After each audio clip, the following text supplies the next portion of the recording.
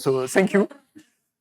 Thank you to the organizers, and I'm delighted to be here. So I will present a set of results. You will see that it's very much in the same vein than what Benoit presented earlier today, but you will also see that we have a completely different mindset. So let me first give some introductory insight on the modeling that I think most of you are familiar with. So we are interested in evolution, and more particularly the changes across generation of trait in a population. And in our models, there will be two main different forces. On the one hand, reproduction, which will create diversity in the population during the birth events. And on the other side of the spectrum, you will have selection that will select certain traits among individuals. And in our model, we will focus more particularly on asexual reproduction and on moving environment. So the interaction between the environment and the population is supposed to be only on the death term, that is selection. And what we will study is the combination of these two forces on the phenotypical distribution, which will be during all my talk a deterministic object. So I will not dwell long on the motivation on looking at a moving environment. Of course, it could be motivated by the current paradigm of climate change, of which emperor penguins are particularly affected. But maybe more at the core of the preoccupation of my home institute in RAE, we could keep in mind an application towards antibiotic resistance and pathogen emergence. So anyway, so the first step towards modeling here is a simple fitness landscape. So I will simply say later on selection function. Here it's two-dimensional in the phenotypic space. So it's a simple convex function with an optimum. And we will say that a population is well adapted when most individuals of the population are situated around this optimum. And the questions we ask is what happens to the population when this peak, when this environment is moving, just like that. So how does the population manage to keep pace? So there's not a big suspense. Here, the population manages to keep pace, but what will happen is it lags behind the optimal trait with regard to selection. And what I will call lag is this distance between the dominant trait in the population and the optimal trait with regard to selection. So what we expect is that the population moves at the same speed that the environment is moving, so that the phenotypic lag is constant in time. So with this scheme in mind, this picture in mind, our objective is to understand how this equilibrium persists in the population, with the point of view of who are the ancestors in the population. That means what were the traits of the ancestors that allowed the population to survive with this moving environment. So to be more precise about our model, I told you we assume an asexual mode of reproduction, and more particularly a non-local birth operator, that is just the convolution here.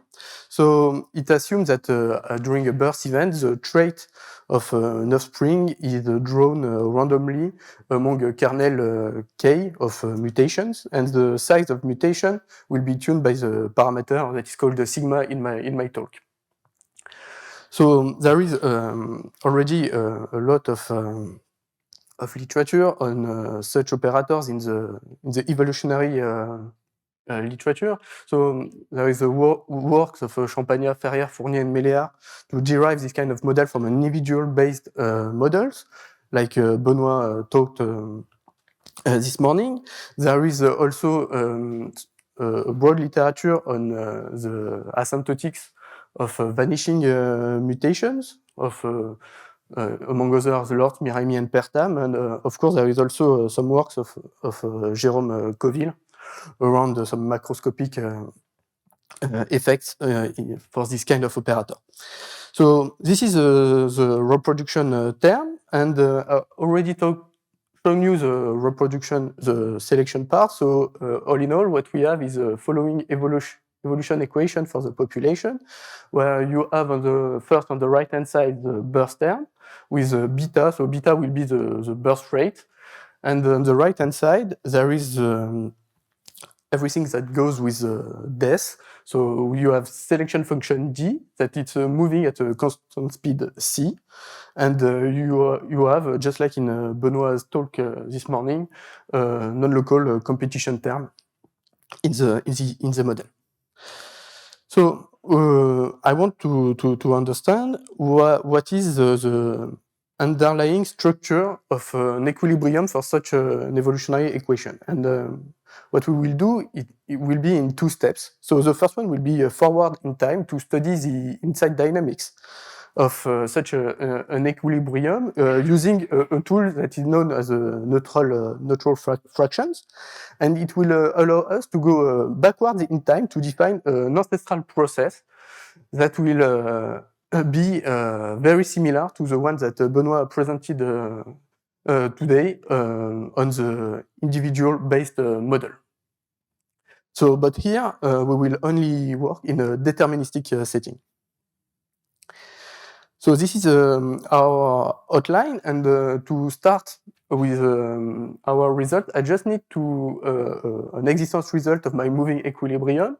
So I will use some generalization of work by Coville and Hamel, but it can also be found in the work of Chloé Gabriel very recently.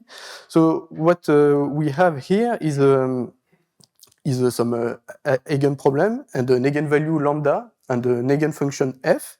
Lambda will tune in our model the size of the population, and f will, this eigenfunction will play the role of the moving equilibrium.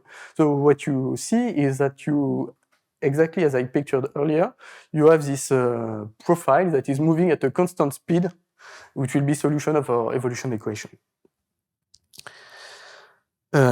So now I have everything I need to begin my analysis of an ancestral process. So I will start by the forward approach that some of you may already be familiar with in the context of reaction diffusion equations. So the idea is that you divide the equilibrium that is moving in several neutral components that we call fractions. They are labeled by k, an index k, and they only differ by their initial data. And here in the picture, it's just the color. They are defined by the following evolution equation. And what you can see beyond the formula in this equation is that they verify the same birth term than the whole population here, and the same death than the same selection than all the population. But the only difference, which makes the equation linear, is that they are in competition within all the fractions. So this is the TIL term just over there. So it makes the fraction solve a linear equation, and in particular, a consequence is that we will have that for all time, there are a subpopulation of the moving equilibrium. So we have divided our equilibrium in these components, and now we want to see what happens when we let this component evolve in time. So starting from the initial composition here on the left, we can numerically compute the solution. And after a long time, what we observe is here on the right. So what you see is that the color repartition has changed, and in particular, not all fractions contribute equally to the equilibrium after a long time. So in particular, you see that the individuals that were on the left, so the green and the yellow, they are almost majority at the beginning, but after a long time, there are very, very few of them.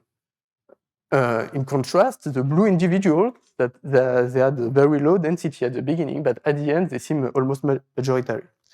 So keeping that this behavior in mind, that we the first result on this fraction is it's a long time asymptotics, and the fraction, the long time behavior, they converge to some proportion of the moving equilibrium after a long time. So the exact proportion P, it verifies the formula which involves the dual solution of the eigenfunction f, which is not so surprising for such a linear problem. And a quick side note here is that if you have in mind the neutral fraction in reaction diffusion settings, this long time behavior, a dichotomy on the behavior on after a long time of neutral fraction, what was exactly what allowed a difference between the pulled and the push front. So it may seem like in our case it's a preliminary result, but it may still give a lot of insight on the qualitative behavior of the equation. What we had in mind is to use those fractions to be able to go backwards in time. So the very rough idea was that if you have a decomposition that is sharp enough of your fractions, that you may think of almost they are so sharp that you only have Dirac-initiated neutral fractions, you have enough information, in fact, to be able to track the ancestors in your population a long time. So to make this idea rigorous, we use the formalism of Fellers semigroup, and our ancestral process is defined through an explicit formula for its generator. And it defines the semigroup. So the formula for this generator that is just above, it involves the kernel K and the profile F. But if you have in mind what Benoit talked about earlier this morning, that's no longer on the board, but it was what was written here on the board. It's another way of writing the same formula. Sorry for this.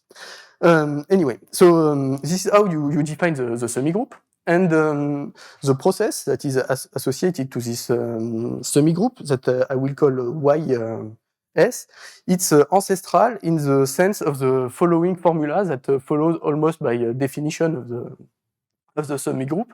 So why is that so? Because on the left, what you have is the probability, in some sense, to draw an individual of type K in the population at a given time t. And on the other side of this equality, you say that this is the same thing that drawing, on average, an individual of type K in the population, but in the past, at a time S, that is before, in the past, given that you have followed the ancestral, given that you have followed the process Y. So this process Y, it allows you to go in this sense in the past. So this formula is really why we call it the ancestral process. And we can now study its properties. So for its long-time behavior, what we observe is that it converges in law towards some process that admits an explicit density that once again has an explicit form with the following formula. Once again it involves the dual eigenfunction and the first eigenfunction.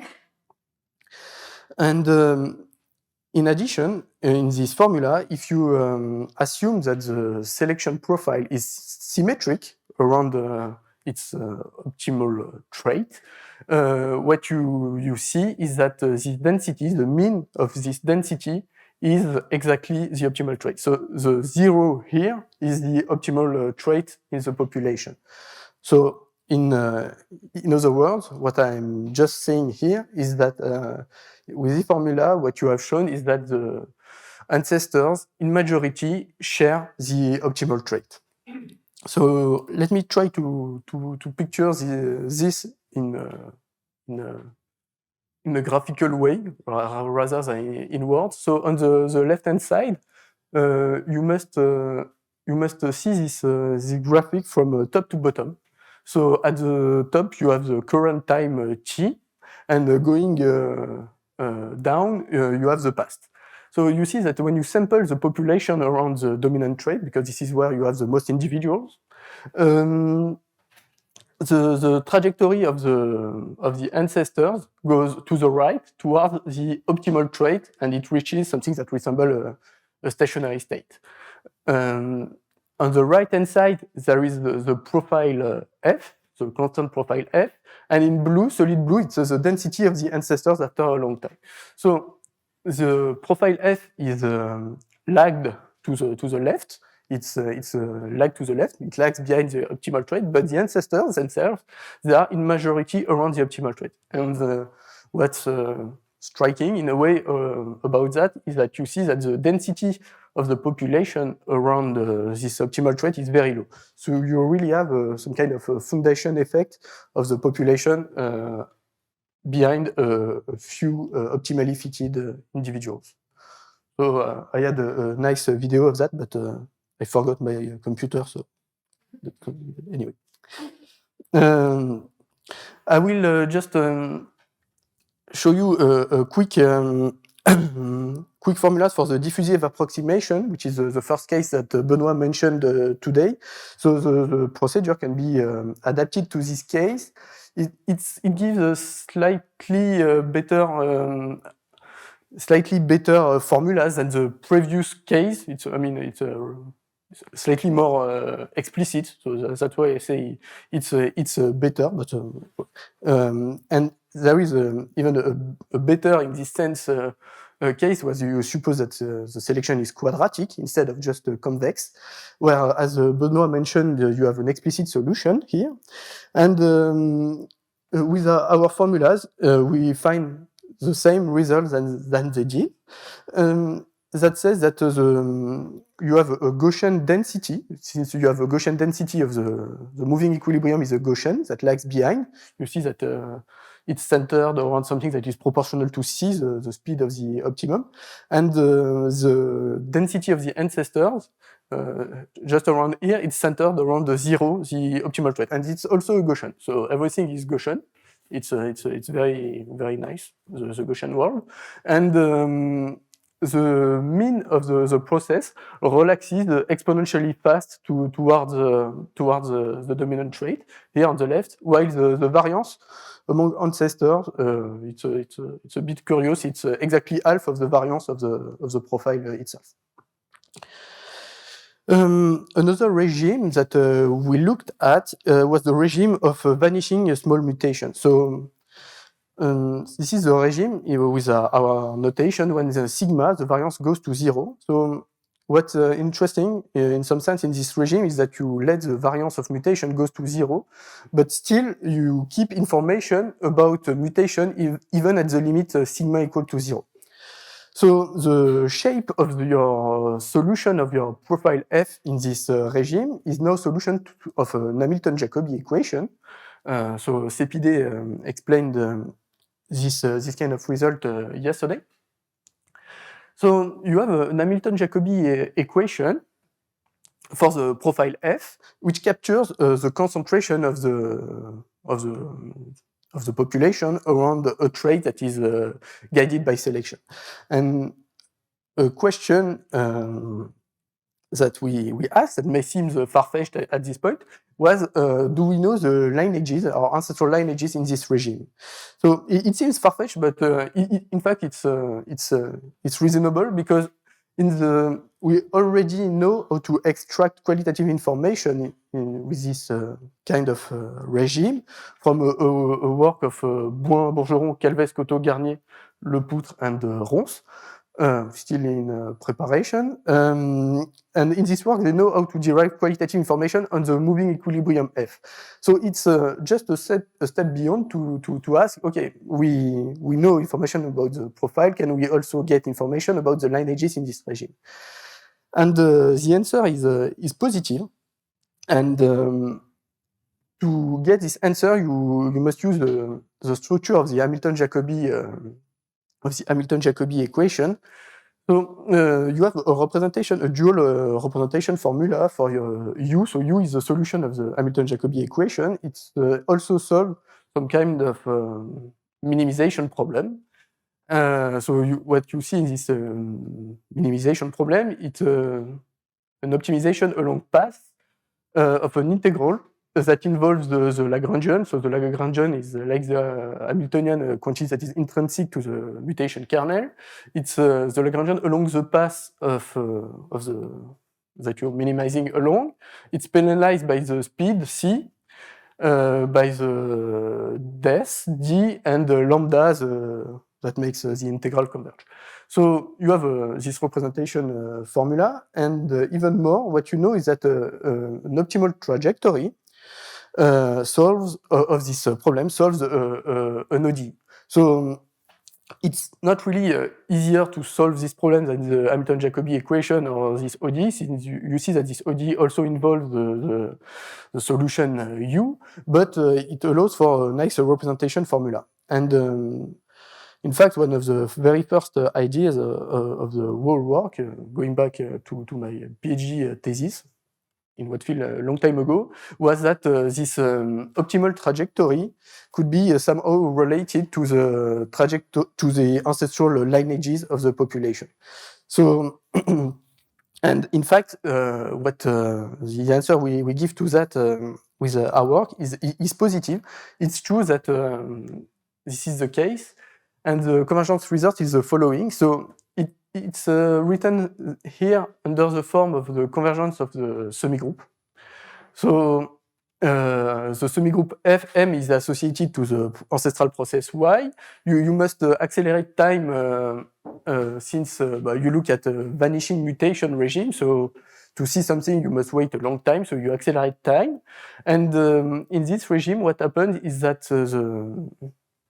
the ancestral process converges to some deterministic function, which is exactly gamma z, and gamma z is exactly the solution of the ODE that was presented just above.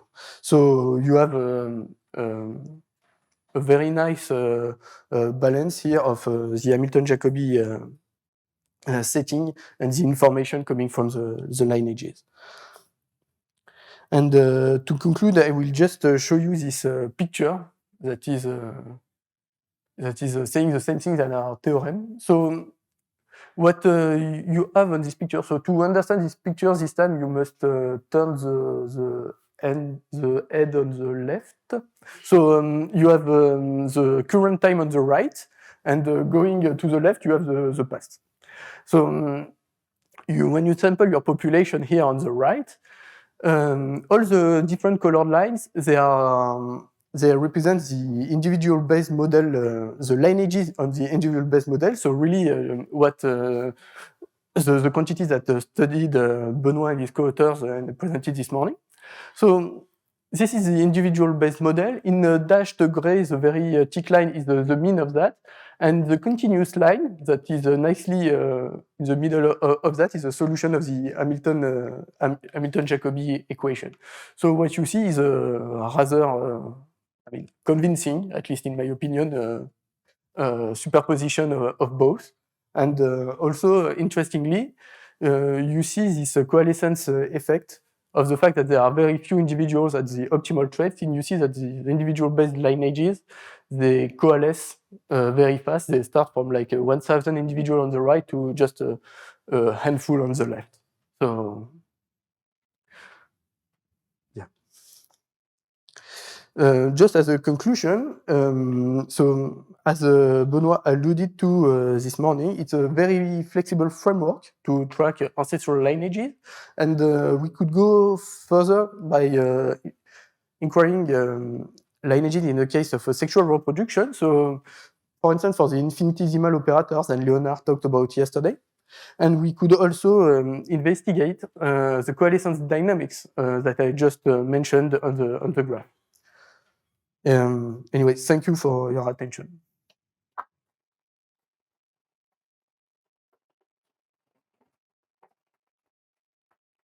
Thank you, Florian. Are there any questions or comments?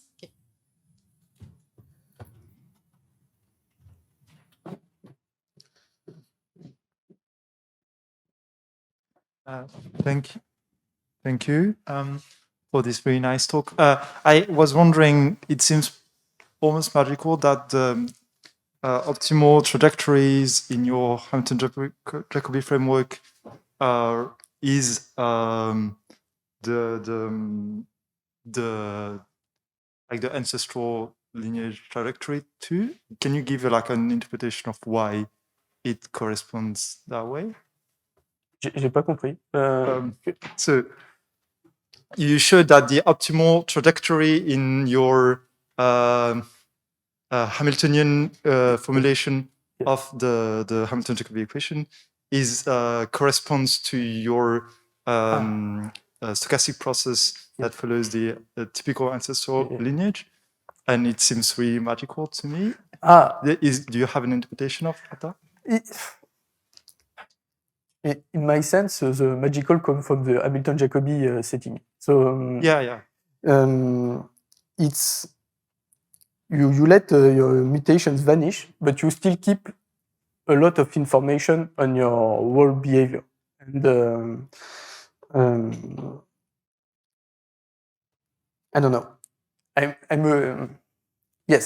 surprised, if you wish, but also the next step is to ask, okay, so it keeps tracks of lineages, so of the dynamics inside the equilibrium. So what does it also keep track of? So this is maybe your question. I don't know. Yeah. Okay, thanks.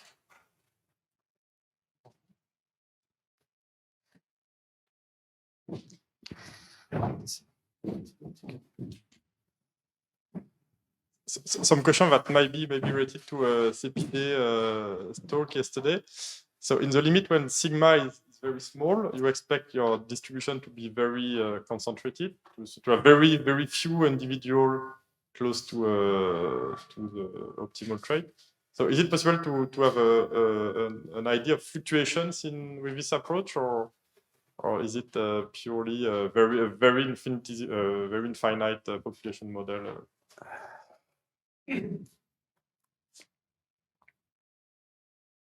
I'm thinking.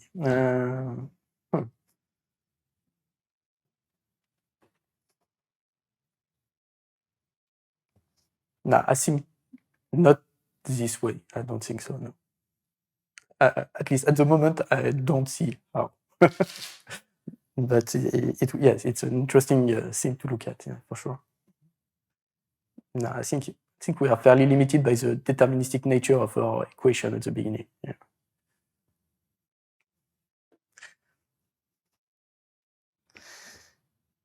Other question? Yes. Hi, thank you for your talk. I have one question and one comment. The question is, on the slide 30, you proved that there is a kind of deconcentration with time going to the past.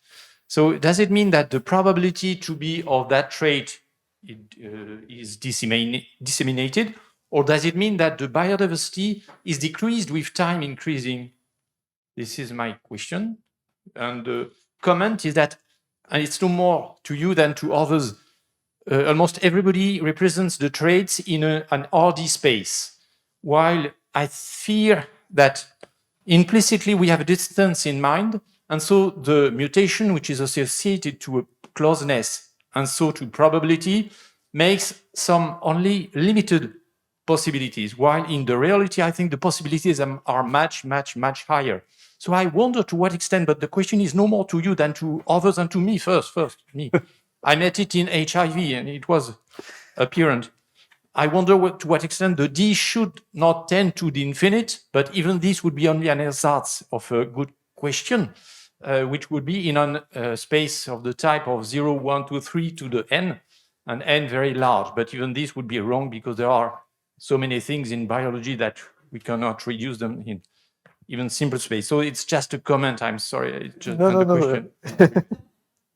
So for your first question, the answer is when you go asymptotically in time, the profile is still the same. So it's really a proportion. It's really a proportion thing.